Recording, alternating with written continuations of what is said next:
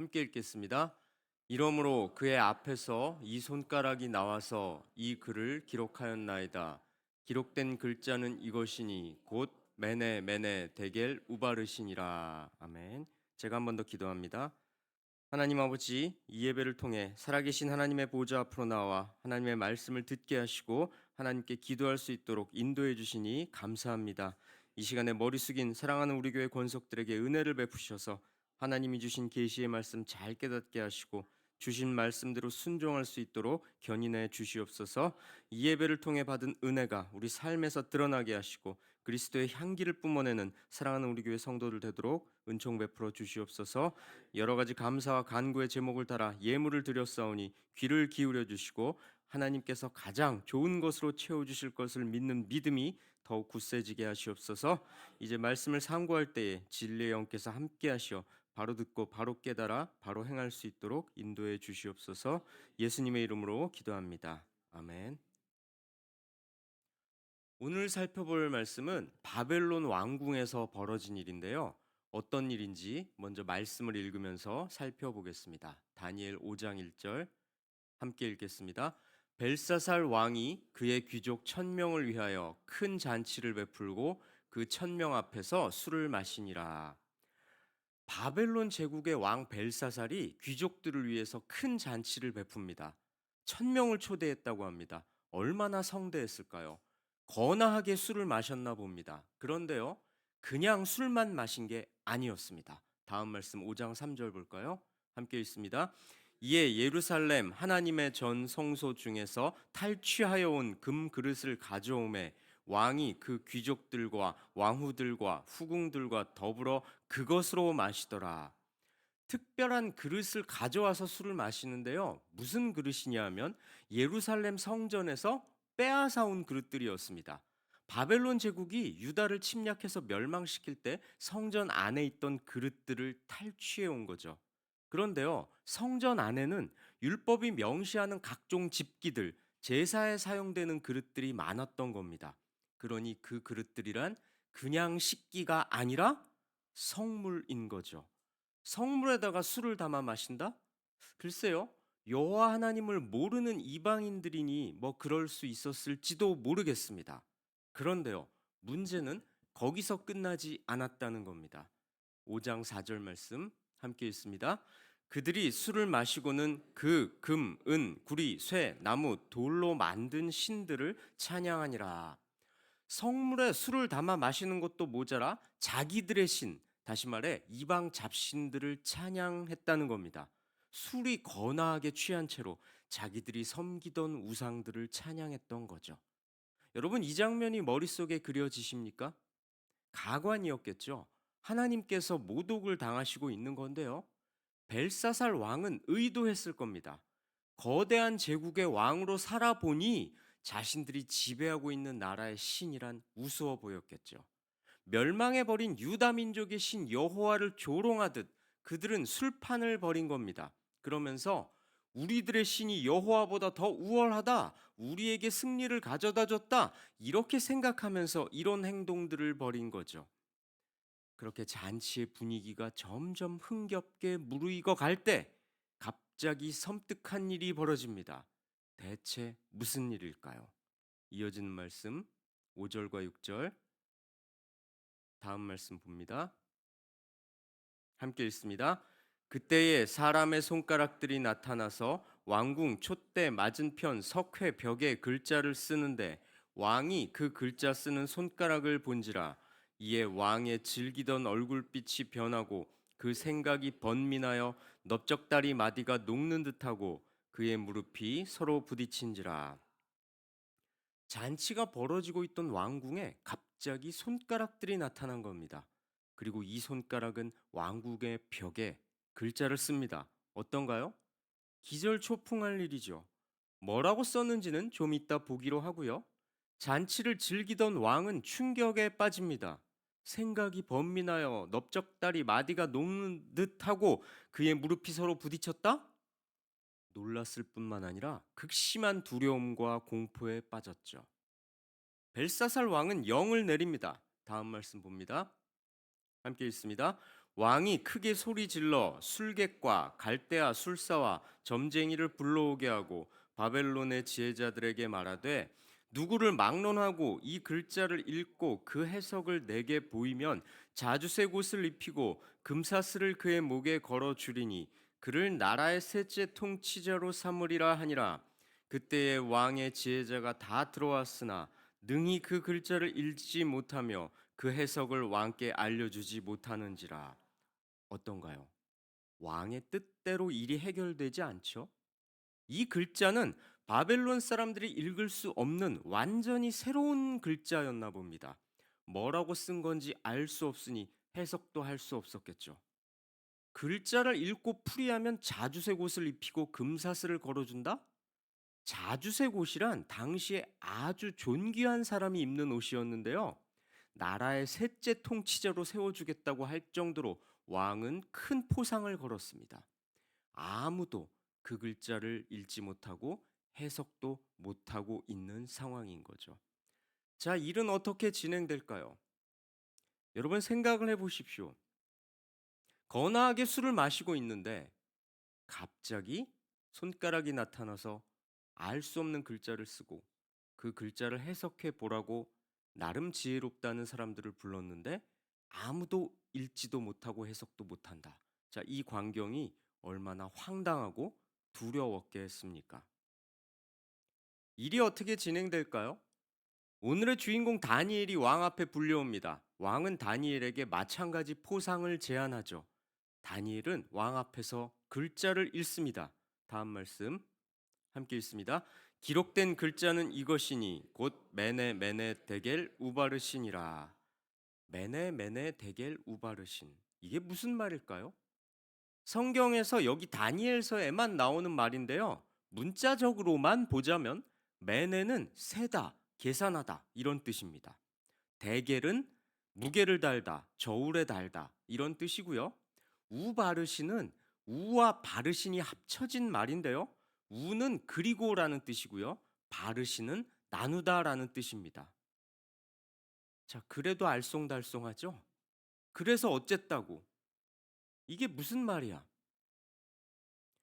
자, 그래서 대체 무슨 뜻인지 말씀을 이어서 볼까요? 다음 말씀입니다. 그 글을 해석하건대 메네는 하나님이 이미 왕의 나라의 시대를 세워서 그것을 끝나게 하셨다 하미요. 다니엘은 상세하게 풀어서 설명합니다. 메네는 세다, 계산하다 이런 뜻이라고 했죠. 하나님께서 벨사살 왕이 통치할 날을 세어보시고 그 끝을 정하셨다는 겁니다. 영원히 흥왕할 것만 같던 벨사살의 나라도 끝이 정해져 있다는 거죠. 27절 다음 말씀 함께 읽습니다. 데겔은 왕을 저울에 달아보니 부족함이 보였다 하며 데겔이란 무게를 달다 저울에 달다 이런 뜻이라고 했습니다. 하나님께서 벨사살 왕을 저울에 달아 보셨는데 부족함이 보였다는 겁니다. 벨사살이란 사람이 하나님의 기준을 충족하지 못하는 사람이었다는 거죠. 어떤가요? 모르긴 몰라도 뭔가 안 좋은 말이 이어지고 있죠. 벨사살은 불길한 느낌이 들기 시작했을 겁니다. 당신이 통치할 날에 끝이 있을 거다. 당신이 저울에 달렸는데 하나님의 저울에 달렸는데 좀 부족하다. 아, 이게 좋은 말이겠습니까? 벨사살은 착잡해지기 시작했을 겁니다. 아니, 공포감이 들기 시작했겠죠. 불길했을 겁니다. 그리고 이어서 충격적인 선고가 주어집니다. 5장 28절 함께 읽습니다. 베레스는 왕의 나라가 나뉘어서 메대와 바사 사람에게 준 바 되었다 하미니이다 하니. 베레스는 이제 처음 나온 단어인데요. 베레스는 앞에서 말한 우바르신하고 같은 말이라고 보면 되겠는데요. 그래서 무슨 뜻이라고요? 벨사살 왕 당신이 다스리는 나라가 메대와 바사라는 두 개의 나라한테 침략을 받아서 두 개로 쪼개질 거다. 이런 뜻이라는 거죠. 어떻습니까? 벨사살 왕의 입장에서는 기절초풍할 일이었겠죠. 속된 말로 술이 확 깼을 겁니다. 거나하게 후궁들과 첩들과 유다 민족의 성물에다가 술을 따라서 흥청망청 마시고 있었는데 갑자기 이상한 현상이 벌어지더니 그 현상에 대한 해석을 들어보니 이런 선고가 내려졌다는 거죠. 정신이 번쩍 들었을 겁니다. 자, 실제로 벨사살이 죽고 난 후에 바벨론 제국은 다니엘의 해석대로 멸망하게 됩니다. 두 쪽이 나고요. 이후에는 바사라는 제국이 들어서게 되죠. 이렇게 하나님께서는 교만한 이방 왕 벨사살에게 특별한 방식으로 계시를 주셨습니다.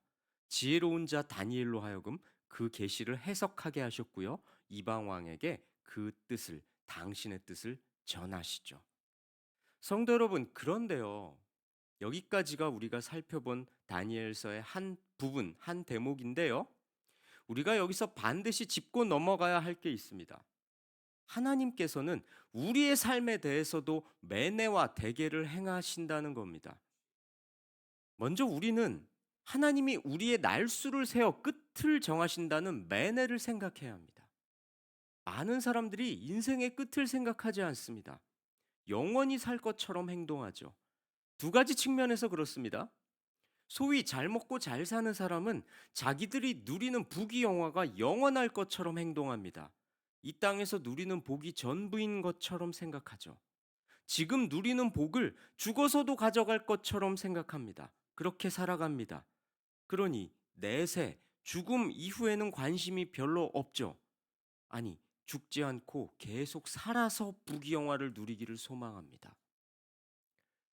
반면에 지금 고통받는 사람은 이 고통에도 끝이 있다는 걸 잊어서는 안 됩니다. 우리 하나님께서는 당신을 사랑하는 하나님의 백성이 이 땅에서 고통받는 걸 모르시지 않습니다. 즉각 문제를 해결해 주시지 않을 때도 있지만 같이 아파하시고 마침내 우리가 들어갈 하늘나라에서 모든 눈물을 닦아주시는 분입니다. 그러니 하나님을 사모하는 하나님의 백성이라면 이 힘겨운 삶의 끝에는 영원한 복, 영원한 안식과 평안이 있는 하늘나라가 예비되어 있음을 소망하며 살아야 한다는 것이죠. 영원하신 우리 하나님 앞에 우리 인생들이란 유한한 존재일 뿐입니다.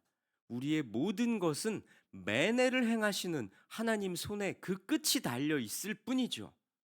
성도 여러분, 내 삶에도 하나님이 행하시는 매내가 있음을 잊지 마시기 바랍니다. 그런데요, 하나님은 모든 것의 끝을 대계를 통해 정하십니다. 다시 말해, 하나님의 저울에 달아 부족할 때 그 끝을 내신다는 겁니다. 이게 무슨 말이냐고요? 우리 삶의 내용이 하나님의 저울에 달리는 판단 대상이 된다는 거죠. 하나님의 판단 대상이 된다는 겁니다. 성도 여러분, 과연 그렇지 않습니까? 우리를 판단하시는 분은 하나님이지 사람이 아닙니다. 그런데도 우리는 사람의 판단에 목을 매지 않습니까? 하나님의 시선보다는 사람의 시선을 의식합니다. 하나님께서 원하시는 것과 사람들이 좋아하는 것이 다를 때 여러분은 어느 쪽을 선택하십니까? 사람들이 손가락질할지라도 하나님이 기뻐하시는 일이라면 기꺼이 결행하는 게 성도의 삶 아니겠습니까? 그런데도 우리는 사람들의 판단에 연연하면서 하나님의 평가보다는 사람들의 평판에 신경을 쓸 때가 있습니다. 예수 따르는 길이란 사람들이 좋아하는 크고 넓은 길을 가는 게 아니라 좁고 험한 길을 가는 거라고 예수님께서도 가르치셨죠. 그것이 바로 복음이 우리에게 명하는 바 아니겠습니까? 성도 여러분, 사람들에게 좋은 평가를 받으려다가 하나님을 섭섭하게 한다면 그 얼마나 안타까운 일이겠습니까? 우리의 삶이란 하나님의 저울에 달리는 하나님의 판단 대상이 된다는 걸 잊지 마시기 바랍니다. 그런데요, 왜 하나님께서는 하필 저울이라는 상징적인 방식으로 깨달음을 주시려 했을까요? 저울의 판단 기준은 무게입니다. 객관적이죠. 아름답다, 선하다, 이런 평가는 주관적입니다. 사람마다 다르겠죠. 하지만 저울이 보여주는 결과는 명확합니다. 수치로 보여지죠. 내가 살이 빠졌나 안 빠졌나 이 다이어트가 성공했나 안 했나 거울 봐봐야 소용없습니다. 저울 위에 달리면 분명해 분명하고 명확하게 알 수 있는 것이죠. 수치가 말해주지 않습니까? 그렇습니다. 사람들은 저마다 자기 주관을 가지고 살아갑니다. 어떤 사람들에게는 이게 선이고 어떤 사람들에게는 저게 선입니다. 각각 나름의 판단 기준을 갖고 있기 때문에 갈등이 벌어지기 일쑤죠. 때로는 다른 사람의 판단 기준을 존중한다는 명분으로 진리가 무너질 때도 있습니다. 저 사람 말도 나름 일리가 있고 저 사람이 저렇게 생각할 수밖에 없는 사정도 있지 않겠냐. 복잡한 우리네 인생사에서 어떻게 기준이 하나만 있을 수 있겠냐. 그러니 저 사람 말도 맞는 말이라고 인정해 주자. 좋은 게 좋은 거 아니겠냐. 마음 상해가면서 하나의 기준만 고수할 게 뭐 있냐. 이런 식으로 진리의 경계를 자꾸만 허물어뜨립니다. 도대체 뭐가 제대로 된 판단 기준인지 자꾸만 모호해집니다. 진리란 무엇인지 규명하기가 어려워졌습니다. 내 말이 맞다고 주장했다가는 큰 코 다칩니다.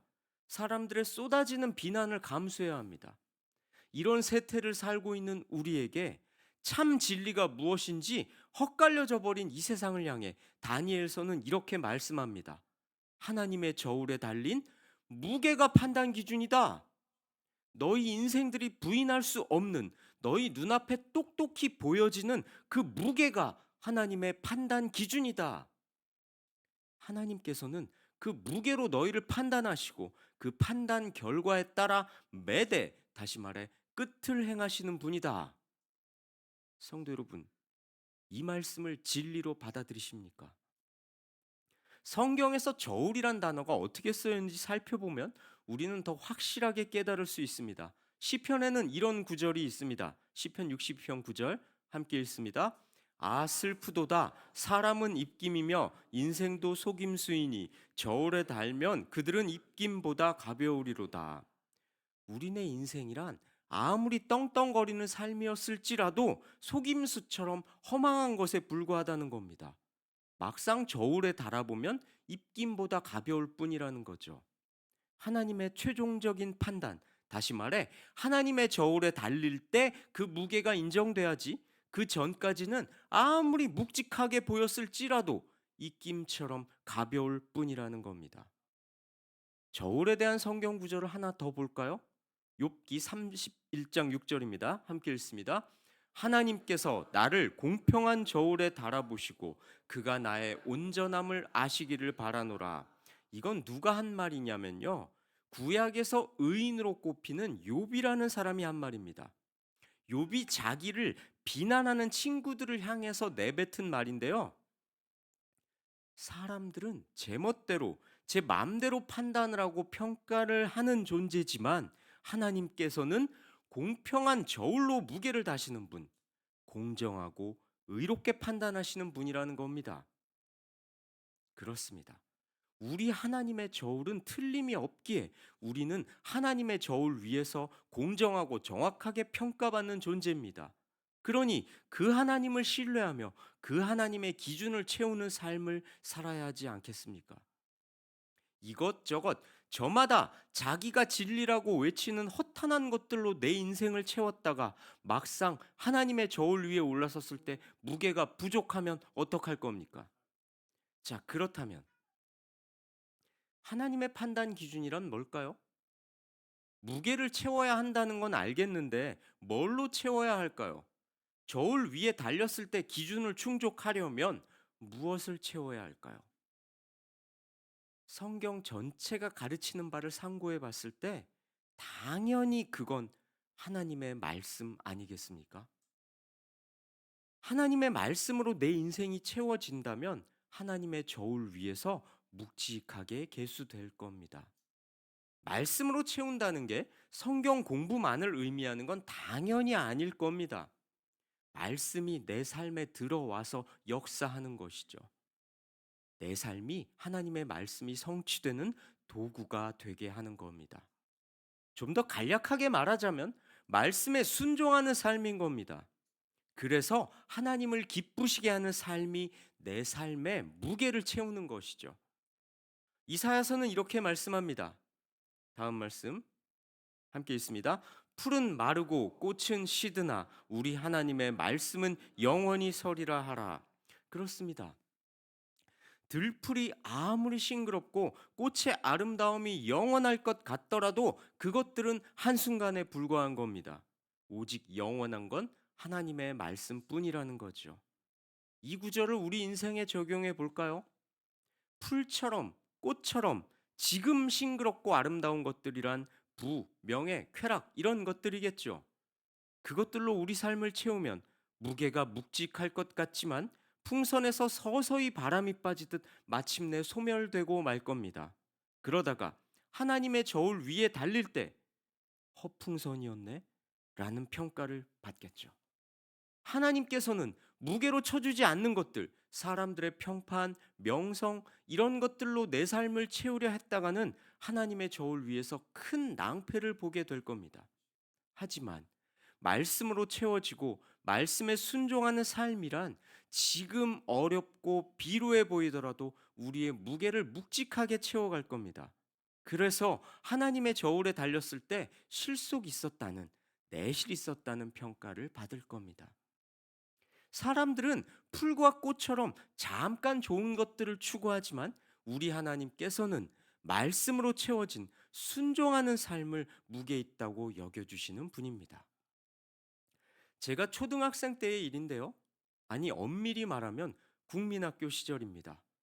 저도 초등학교가 아니라 국민학교를 졸업한 세대인데요. 월마다 집에 있는 폐품을 가져와야 되는 날이 있었습니다.